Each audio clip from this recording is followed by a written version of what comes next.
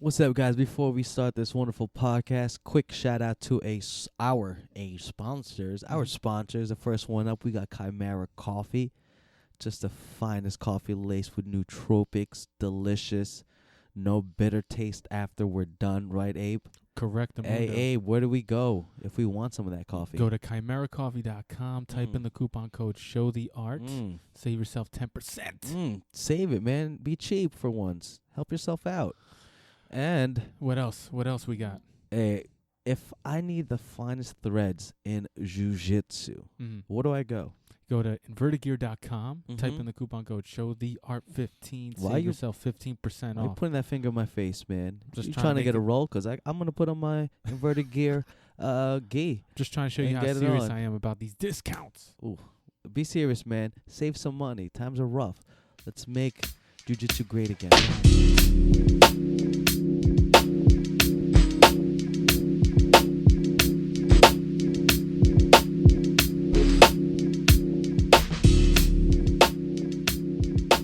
3, 2, 1. We are ready for We are lift live, off. baby. Hey, what is going on, people? You're listening to the Show the Art podcast.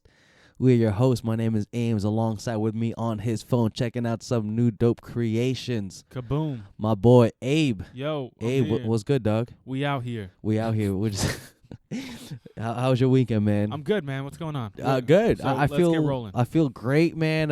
What you do over the weekend? Anything fun filled? Anything crazy? No, not How'd really, you live man. it up? What kind of art were you doing? Club. That was the corniest question. What kind of art are you doing? That is such a, all right. That's like a question someone would ask like a girl he's nervous talking to. So So kind of art you doing? And then you think you're like, God damn, why I asked that stupid ass question? And then she gives you like the literal, like, yeah, no, I mean, I draw. Oh, those are the. paint. Remember that feeling when you ask a stupid question to the girl that you like? 'Cause you're nervous. Yeah, Yep. and don't act like you never asked a stupid question. Oh, 100%. Yeah, you know what I mean? I hate still those. ask stupid Yeah, I questions. still do. Yeah. Like it's anytime you see an attractive girl, even like we're married, right? We're married men, but when you meet an attractive woman, it's just like concentrating and keeping eye contact. Because sometimes you like, man, you're really pretty. It's hard to like True. engage. So Yeah. So I don't know how we got into that, but moving on, man. I had a great weekend. I went to the driving range, Golf. hitting some golf balls. Okay. All to get my Tiger Woods on. That's it. It's pretty dope. It's hard, man. Yeah. It's a Are there technique. any Filipino? You're Filipino, right? Yeah. Are there any Filipino golfers? Jason Day, he's half Filipino, so I'll take him. Ah. He's on the board. Get what you get. We draft Jason Day on the what was it the race draft the Dave Chappelle. The Dave Chappelle show. The Filipinos select Jason Day, Yeah. so he's our third pick. I don't know who first or second, but yeah, that was dope. The Super Bowl. I can't. We were talking, and Abe didn't watch the Super Bowl, guys. Nah, man. It's not because I was like being anti-Super Yeah, Bowl. yeah. Like I'm not one of those guys that was on Facebook saying, Yeah, like the I hipster. am not watching Super Bowl because Yeah. it's dumb. Yeah. No, I just If you sound like that, you probably did watch the Super Yeah. Bowl. But go on. I just went about my daily life. Yeah. And I wound What did you not- end up? Yeah. What did you end up doing yesterday? I mean, Just we watch hung UFC out and, with we just the hung- wifey? Yeah, we Okay. worked, we cleaned, Nice. we watched movies and Yeah. stuff. That the we whole. planned our trip. So Oh, true. That threw me off. We can get into that later too. That threw me off. Like our place is a mess right now because there was my boy's birthday, so we're in and out the house Yeah. and just throwing things, and then I gotta go grocery shopping right after this, so it throws you off. And Yeah. one interesting fact is, can you guess? Well, you probably know now since it's kind of a big ass hint, but the day most men start their diet, the day after the Super Bowl. yeah, Why? because it's the time men know they're gonna eat like a champion. But So don't- it's not but after don't people New say Year's. that after every holiday? No. Well, I found out like the fact was like for men, majority of their diet starts right after the Super Bowl. Is this a It- bro fact? No, I don't know. Where'd you get it from? I actually radio. They were talking on ESPN. Z100. ESPN. No, I don't Okay. listen to Z100. I mean, nothing This against was them. a fact from the morning From zoo. the Stephen A. Smith show. Shout out to Stephen A. But no, I forgot. It was definitely ESPN where I heard it. But that is Where'd a you fun hear it from? fact. Elvis Duran. We're still going with this one, huh? Keep sipping that coffee, dog. Who was the girl that was on that show? I don't know. I didn't listen to it. You listened to it? No. I mean, everybody did back in the day. Yeah, they did. They did.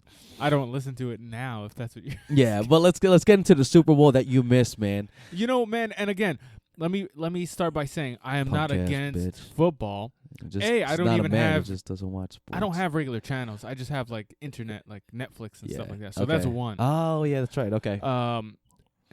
2, I was just like not. I haven't been watching football, so I didn't get excited to watch it. I didn't go out of my way to watch it. So no, there wasn't that much hype. But around. I'll tell you what. Tell me. I was keeping track of it live on ESPN. Oh, I like that. I was. Yeah. And I was very interested to see who won. And I was very jealous that I was not watching the game when I was checking the scores. I'm Dude, like, man, that was a great game. Hey, like halftime, if you guys didn't watch it, spoiler alert, the Patriots won. Tom Brady is the greatest. And this is coming from a guy that's not a big Patriots fan, okay? So don't get it twisted. You're probably the most against Patriots. Yeah, I hated Tom Brady for whooping the Steelers' ass. Yeah, so the Steelers, the Patriots are down 25 points, and they catch up and win in overtime by one defense held their part of the bargain, but Tom Brady just willed them to win, man. He just slicing them up. Well, I was talking to Abe a while ago. I was telling him, like, the defense started getting tired because in the first half, it was all about that defensive line coming in, putting in pressure. Tom Brady seemed like he was off, like a little key drops or whatever, little mishaps that they usually don't make, man. Yeah. And that speaks to the greatness that they could come back from all those mistakes and kind of like adapt and it's adjust their adjustment. Why did they? I mean, it's a simple answer for a complicated question. Okay, but what did you see from the team in the first quarter in the Patriots that led to them to be, sloppy and making mistakes? Great question. From what I saw was really that to the teams that typically beat the New England Patriots is a team that has a strong defensive line, meaning their front three, they're big men, their front three or front four, depending on what kind of defense they play. And you can't really, when you blitz Tom Brady, meaning when you bring other. I know what blitz means. Okay. What? Just in case anyone else is. Okay. I'm not talking to you, man. Don't take it personal. Okay. When other people like defensive backs or safeties or linebackers come in to blitz, he'll dice you up. So you just need those defensive linemen to create or disrupt his game, his timing or whatever. When you don't do wanna that, make like him the feel Giants, comfortable, right? Exactly. Once he feels comfortable, just like the end of the game, he carves you up. So they were doing that. They were getting pressure without really having anyone like help them out. Adding pressure and sacking him or hitting him, getting some hits off him, and it was really throwing him off. Like he had Edelman, one of the wide receivers, wide open, threw him like he was like 2 feet like ahead. It was just really bad passes. Some of them key drops that they usually don't drop as well. Okay, so that was the first quarter, right? Yeah, second quarter, even second at quarter least. too, yeah, right? Because you said most of the Falcons' points were scored in the second quarter. Yeah. Okay, what changed? I think they made some defensive adjustments to the Falcons, what they were doing, because their offense caught fire once they had a strip fumble. They ripped the ball from the Patriots running back, and from then they went down the field, scored. I think what happened after that, they scored again down the road. So they caught a good flow. But by the second half, Matt Ryan didn't really get the ball.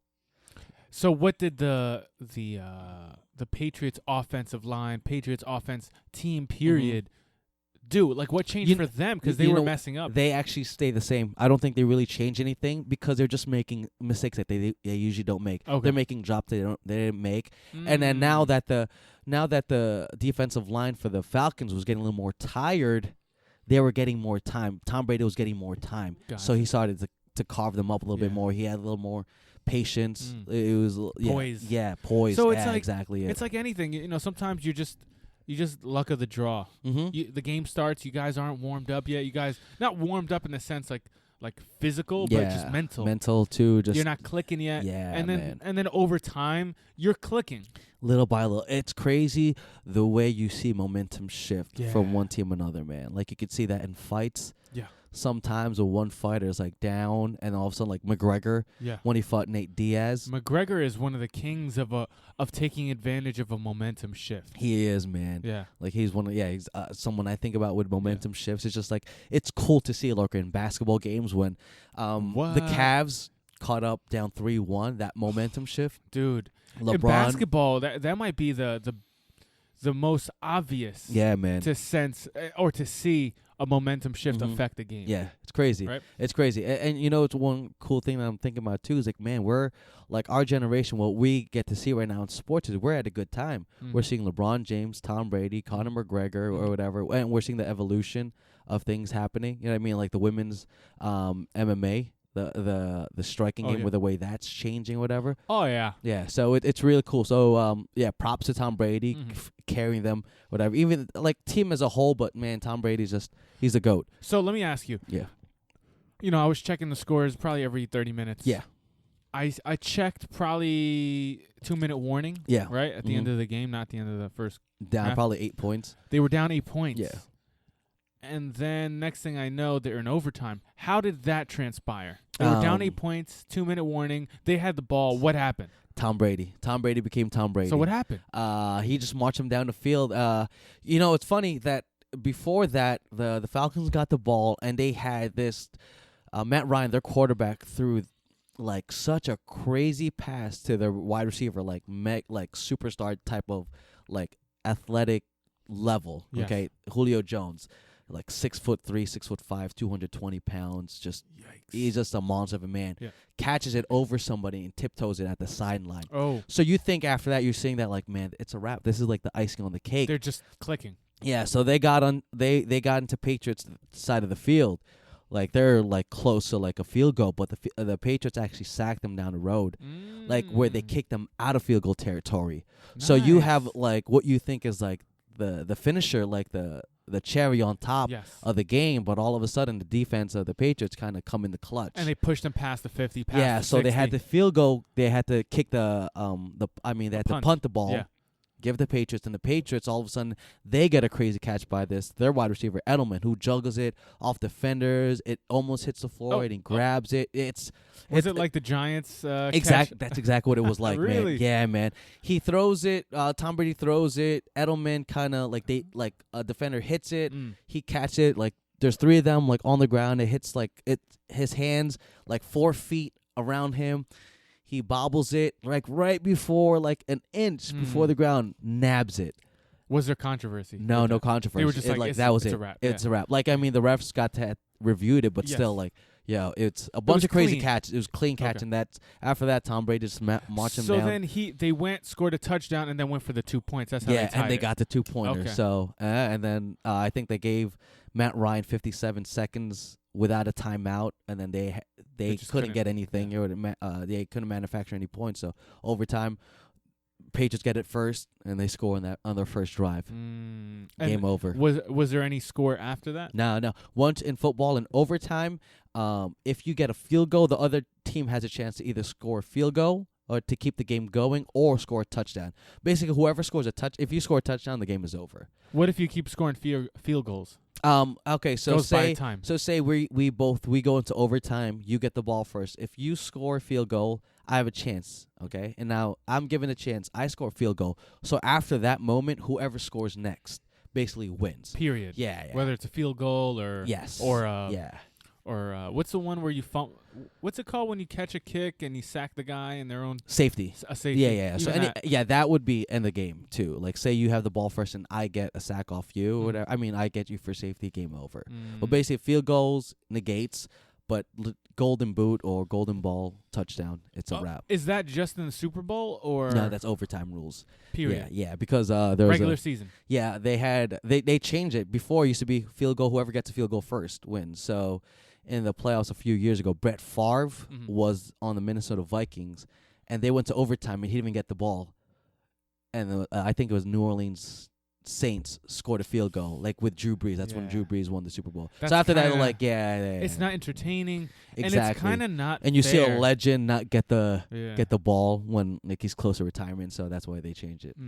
That makes sense, because when you were explaining the rules, again, I watched football. Yeah. Not currently, but I have watched it. Yeah. Those rules didn't sound familiar, and I'm like, what? Yeah, I thought you're right. For some reason, I thought at overtime it was just whoever scores the most points at the end of the overtime No. quarter. Yeah. I get you. But that'd be cool too. Yeah. But they want to. I think the reason why they didn't do that is because football's such a aggressive, like hard hitting sport.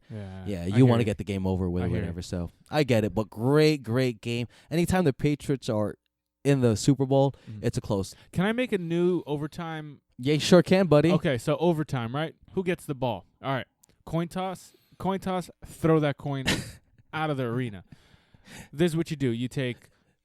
How many people are on the field at once? 11? 11. You take 11 of Team A, 11 Team B. They stand in their end zone. Okay. You put the ball in the middle of the field. Yep. Ref says go. Run. Whoever gets the ball first, that's who gets the ball first. You know what's funny? Let's do that. That's what the WWE did with their, remember their football? The XFL? XFL. It's their fastest guy against their fastest guy and sprint to get the ball.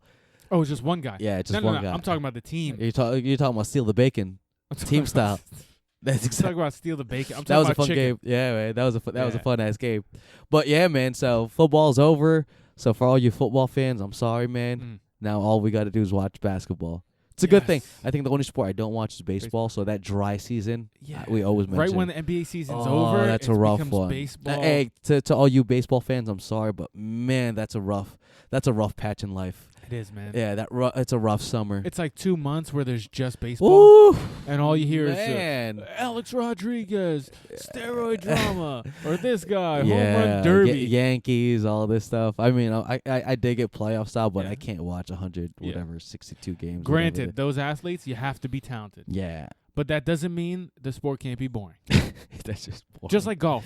That's golf, boring. You have to be talented to hit those shots. Yeah. Doesn't mean it can't be boring, because it is. Unless you're playing it. When you're in it, that different homie. Story. I'm talking about fun. watching, entertaining. Ooh, you put us on a little that putt-putts, those little miniature golfs. Homie. Yeah, that's fun. a good time. For sure, that's a good time. I'm not denying that's fun. Definitely not. But to watch it, I'm good. Let's say unless we play that sport. Dude, you know why it's boring to us? Because I'm like, we can't appreciate it. Because just like, True. But let's say, no. Because I watch some basketball games I think are boring. Yeah. I watch some jiu-jitsu matches, MMA fights I think are boring. True. You're right. You know what I'm saying? But you're right. Appreciating it does help. Mm-hmm. But let's say you were at a party. Yeah. Putt golf, monster golf on. Oh, let's get it. On 46 or whatever. Yeah. You couldn't play. You just had to watch that day. Oh. It'd be pretty boring, right? Yeah. Unless like I'm putting money on the line. No money. No money. No, I'm bored. I'm bored. There you go. Yeah. So my injury must be really bad if I'm on injured reserve playing miniature golf. Yeah. It must be. I must have shattered like my shoulders, elbows. I must have went against like Galvao in like a Iron Man match. Yeah. No tap. Yeah, and it's one of those golf places where it's like extreme mini golf, where it has the best mini golf courses where there's like tunnels and shit. Yeah, and windmills. Yeah. You have to have a windmill. Knocks it back, Happy Gilmore style, or like that clown that I'm like petrified of. I don't know how we got here, but yeah, that sound like again, man.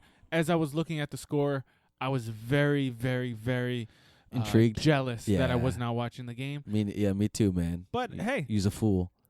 Speaking of games, I'm not a bandwagon jumper. No, you're not. That's what you're not. You're a scumbag, a dirtbag, but a bandwagon. Nah, not in this house. Speaking of games, I got something in my hand that I want to speak on that I find kind of cool that I saw. Cool. I saw this on your table. The game is called Tap Tap Tap, Brazilian Jiu-Jitsu training tool. This is pretty cool, man. Can you kind of dive into this and break this down for me? Okay, so these guys sent us this game called Tap Tap Tap. Okay. I don't know why I'm saying it like that, but I know. So basically, they wanted to try. They send it to us. I can't even speak. They sent you guys. They sent us the game. Yeah. To try it out, to review it, to let them know what we think before they sell it. Okay. So, what are your thoughts on it? I think it's pretty cool. Yeah. I think not everyone's going to be totally into it. Yeah. Like anything. Yeah. But what I found is it had a lot more success with the kids. Can you describe what the game is? Yeah. Right now I have in my hand four die. Yeah, there's a blue one, there's a black one, there's a green one, and there's a purple one. Correct. With each each dice or die, whatever you want to say, they have different numbers. So this one has like I believe 17. And they're not traditional square no, die. They're not. They're like they're like Dungeon and Dragon type of like games. Yeah, and that's why I got into it, because for all you gamers out there, you might get into this. Yeah. So there's a 20, there's a 10. Basically, so what? And then it comes with a sheet with numbers. Very simple. Yeah, each die has a bunch of numbers on it. Yeah. And when you roll the die, there's a corresponding move or position in jiu-jitsu on the sheet. Yeah, so let's use this for example. So there's a grab the purple one. Actually, what you have to do is you have to roll 2 die.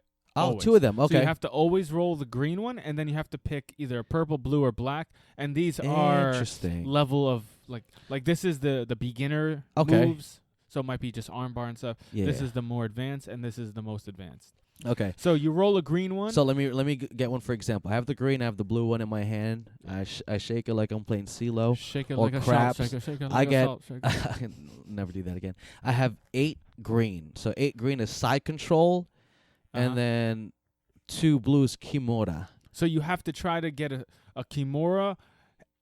The way I understood it is you have to try to get a Kimura. Okay. And try to get side control. Interesting. And slash or try to get them both in the same deal. Dope. But here's the thing. Okay. The thing is, you're not supposed to tell your partner. It just gives you like a goal. It gives you a goal to hit. Dope. So it's not really like a game where you guys are like, hey, what did you score today? What did you? It's almost like a personal, in my head kind of game. Cool. What I got out of it was something to help you, to give you guidance when you're about to roll. Yeah. So instead of like, what do I want to drill? What do I want to practice? And then forgetting when you're about to roll, you roll these die, you look at the corresponding list, and then it gives you a direction when you're grappling. Nice. I personally don't need it because I already write my stuff down. Yeah. And I have. But again, what I found was that the kids were in love with it. Nice. Kids love the game. I got you. Yeah. They love them games. Wow. So it seemed like the kids loved it. I think if they go in that direction, which they might possibly do. Okay. The younger kids, they loved it. They loved rolling dice. They loved picking a move. They loved not telling the friends, and they loved trying it. I get you. It also gives you some curriculum to teach your kids. Yeah, man. You know, so this is a pretty cool concept. It would get me going just because I'm like a gamer type of guy. Yes. I mean, like RPGs and like all this kind of stuff. I get into this kind. I could geek out over this stuff. Okay. So I dig it. So shout out to the guys from Tap Tap Tap, or the creators of it. Is there a website on there? Let me see. No, this is just the direction sheet. It's very simple. Like it's one piece of long sheet that kind of tells you or gives you the breakdown on what to do. So it's not really, you don't have to think too much. True. Right. So yeah, give it a try. Check them out or whatever. Yeah, check them out. I don't know if they're on sale yet, but they will be soon. It seems like a fun game. Yeah. Everybody's into their own thing too. Yeah. So I'm sure it seems like a game that a lot of people would enjoy. Yeah. And I honestly enjoyed playing it with the kids. Yeah. Cool, man. In my kids' classes, they loved it. So check them out. Good game. Real reviews, man. We don't sugarcoat nothing. Yeah. We don't sugarcoat nothing. So guys, if you're a company that has some stuff, send it to us. We'll review it. We'll review it on the podcast. Yeah, man. Do it. Just email us at showtheother@gmail.com. Ask us what it is. Yeah, tell us what it is or whatever. We'll break it down for you. That's it. Yeah. So, check it out. All right, so moving on. Let's get into like some MMA stuff, some mixed martial arts? Yeah, dude. Okay. Our boy's back. That zombie is. I thought Walking Dead was gonna be this Sunday, but no, it came a little sooner, man. I like that. You like that? Hey, yeah, man. I'm pretty impressed myself. So Korean Zombie versus Dennis the Menace Bermudez. Damn, man. I'll tell you what, Dennis Bermudez has the coolest name. Yeah. Dennis Bermudez. Yeah. If your last name is Bermudez, you're a cool guy. You're a cool guy. And then you add the name The Menace. Yeah. So all us 80s babies are definitely thinking that. Menace, yeah. So shout out to him, but man, that was tough. Because it looked like he was doing pretty well, man. Yeah. Moving and grooving really well, but just he clipped Chang Sung Jung real good too, man. He did. I was like, oh man, this could be it, but nope. He composed himself real good and just caught him with that sweet ass uppercut. Yeah. Can you break that down for us real quick? Yeah, man. So basically, the fight started. Dennis Bermudez looked hyper aggressive, hyper confident. Yes. Let's not get that. And he looked very. Keep breaking down. I gotta pee real quick. Yeah, he looked very concise on what he wanted to do. He was setting up his strikes. He was starting the grappling exchanges, which to Korean Zombie's credit was looking very good in the grappling exchanges. very confident. He was defending well the takedowns. But Dennis Bermudez was coming in, throwing combos, and zipping out very nicely.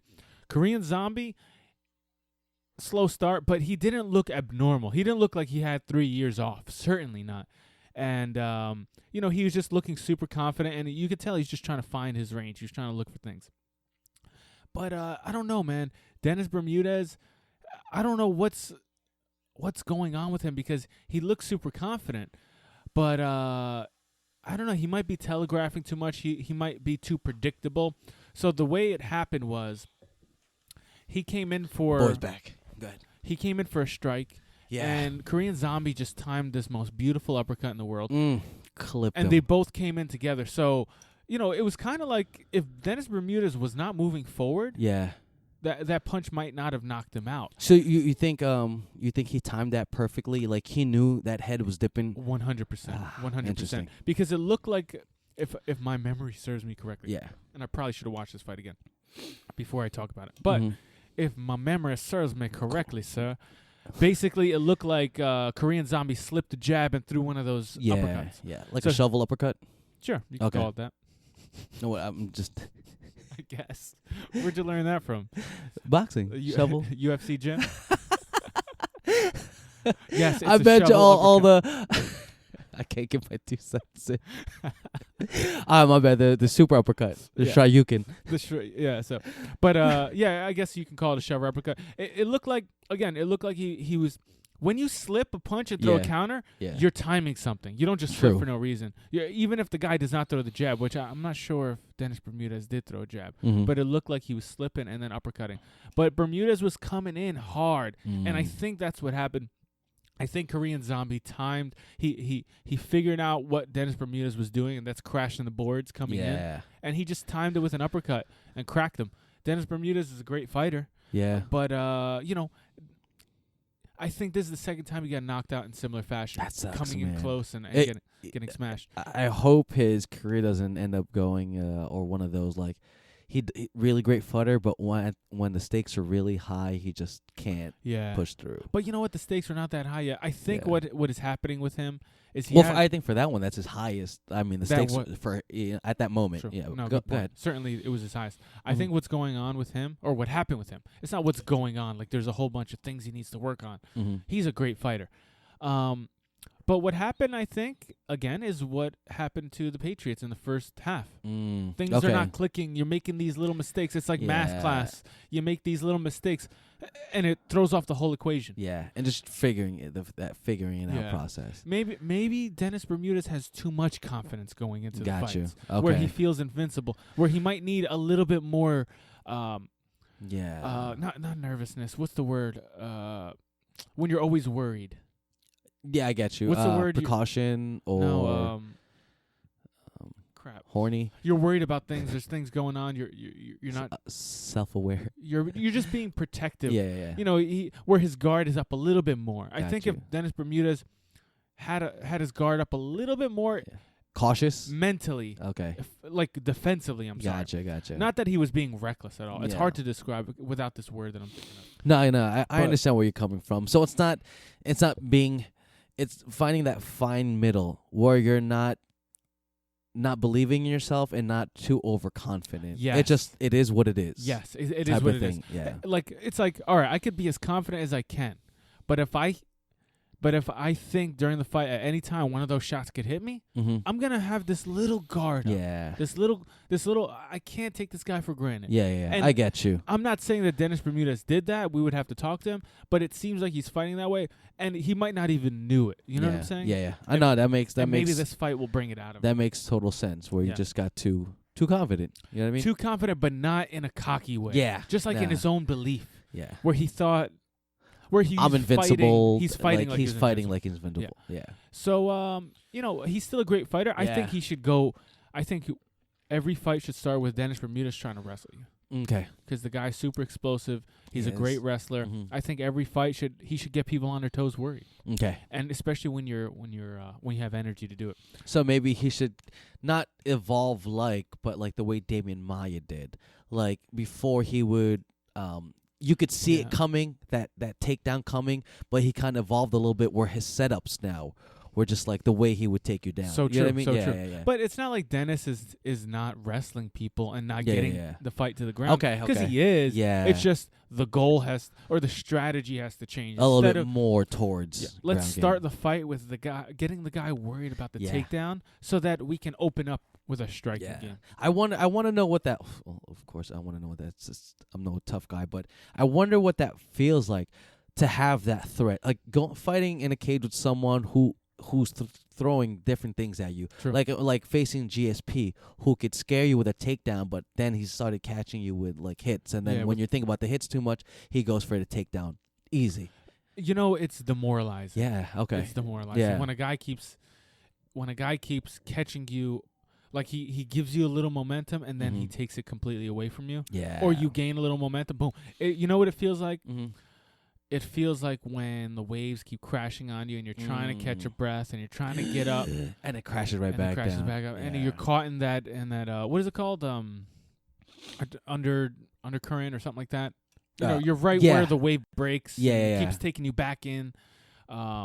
So I think that's what's going on. Okay. That's what happens. That's what it feels like. Even if you're not tired. Yeah, it drains you mentally. I'm thinking. I'm imagining facing anyone like Wonder Boy or Tyrant, who just have so many things that could throw at you. Like, you know what I mean? It's like, man, that is a good point about Tyrant. I think if Tyrant can do a little bit more what GSP mastered, and that's the art of implementing the threat, the takedown, like it was a jab. Yeah. I think Woodley would be unstoppable for the rest of his life. Wow. And people wouldn't even...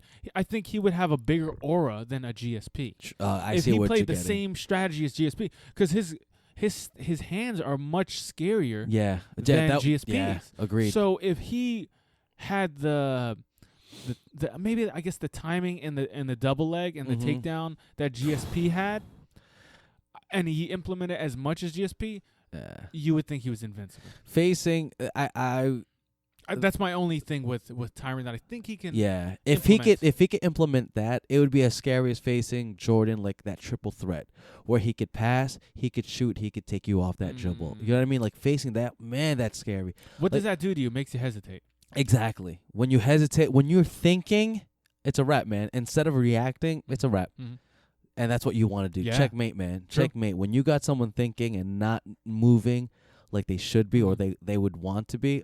Sure. And another thing about Jordan, not to harp on him, but like you said, he could pass, he can shoot on you any different way, and he could take it to the rim. Yeah. And when he takes it to the rim, you might get posterized. Yeah. So that's like 4 ways. Exactly. Because, he might score when he gets to the bucket, but it might be a layup. It might be a dunk on 3 guys. Like, I don't want to be a part of that poster. I don't. So people just, but if you do, you're not the only one. Yeah. You know what I mean? But that's what makes it even scary. Yeah. So, it's scary to think about if Tyron adds that, or if he implements that. Yeah. It's just a little strategy I really change. Can't wait for the matchup with that rematch with Wonder Boy, man. We talked about it last week, but that's the next fight that gets me like. Yeah, March. That's getting me going. Yeah, March it's coming up, man. It's gonna come in close, yeah. so it's gonna be dope. I cannot wait for that. Same night matchup. as Habib versus Tony Ferguson. That's gonna another fight. I can't pick a winner. I don't know who. Yeah. I'm leaning towards Habib. Yeah. Because no one has been able to stop his main weapon, which is wrestling. Mm-hmm. But Tony Ferguson I'm gonna go Tony is Ferguson, the most man. unpredictable guy. You agree. can't count him in. You can't count him out. I don't know what. I just have to watch. I'm gonna go with Tony Ferguson. I just feel like he is an X factor. He's gonna put something that Khabib hasn't seen yet. He's gonna catch him with that, like, because there's times where Khabib was getting caught, man, against Michael Johnson. Michael Johnson was catching. Michael Johnson put the hands on him. He put the hands on him, man, and then he was like, you know what? Let me just take you down and maul you. But I'm not sure if he could maul Tony Ferguson like he did. He might. That's be. The question. Yeah, that's the question. I'm not sure if he can. He's losing. Because his ground game, like, don't sleep on his ground game. Tony Ferguson's ground game. Oh man. no, Tony Ferguson is the slickest. Yeah, man. And don't get me wrong, Tony Ferguson, his ground game is excellent, and I'm a huge fan of it, especially because he gets Darce choke is one of my favorites. Yeah. So I'm like extra into his ground game because of that. But hey, man, Khabib is a monster. I'm not going to pick a winner. I'm saying 50-50 on this one. I don't know who's going to win. If I put a gun to your dick, I bet you're going to pick someone. Tony Ferguson. I can't. I don't know. I don't know. You know something I do know? What? That the greatest coffee out there is Chimera coffee. Oh yeah? Yeah, it's just I'm laced up with nootropics right now, just feeling real good. We speak about these nootropics a lot or whatever, but you know what's even better? What? The taste. Boom. That taste is silky smooth, baby. I hear that they added like one of the nootropics in there, like it's like an amino acid or something. Oh, amino. Yeah. It takes the aftertaste away. That's what I heard. They say amino, but I say yes. Hey. You can't argue with that. You can't. If you go to chimeracoffee.com, you type in the coupon code Show the Art, you save 10% on your order, you sons of coffee drinkers. You sons of coffee drinkers. Now go try it, man. Go try it. You know what else could happen while you're on the interwebs buying coffee? Right after that, go to another marketplace called verdigear.com. True, man, because it is kind of cold over here. And good thing you're wearing that gi, because that gi is keeping you nice and toasty, brother. Yeah, man. You know what else? What? What if you don't train in the gi? Doesn't matter. No gi? They got rash guards. They got it. Grappling shorts. Got it. They got whatever you need. They got it. Go to verdigear.com. Type in the coupon code ShowTheArt15. You know what the 15 stands for? 15% off. Smack a horse. Oh, it does? Smack a horse, baby. Hashtag Boom. that, baby. Hashtag that. But smack a horse with all that money you're saving, baby. Smack it real good. Smack a horse real good. So go to verdigear.com, type in that coupon code, ShowTheArt15, save yourself 15% off, and now we're back. Okay, so Tony Ferguson, man, killer. That's who I put my money on, Doug. You know who we have to go? We have to rewind and go backwards. Okay. Matchups for Korean Zombie. Oh, what's next, baby? Man? You know what? I don't know who's next, but I'm telling him. You know what gets me going? Gets my MMA juices just flowing? Because we got to wrap this up. But what? Korean Zombie versus Korean Superbowl. Oh. Korean on Korean crime.